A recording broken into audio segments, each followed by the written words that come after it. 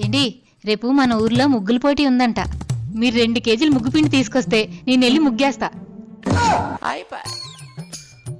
పోయిన సంవత్సరం ఇలాగే పక్కూర్లో ముగ్గులు పోటీ అయితే వెళ్ళి ముగ్గేసావు.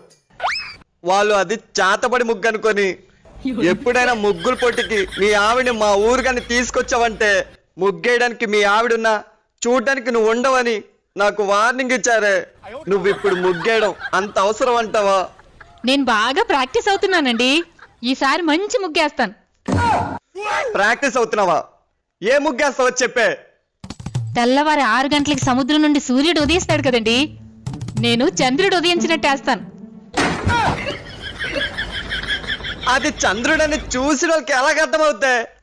చంద్రుడి మీద రావోయి చందమామ అని రాస్తానండి. సముద్రాన్ని అంటుకొని గోదావరి నది పారుతున్నట్టు కూడా వేస్తానండి.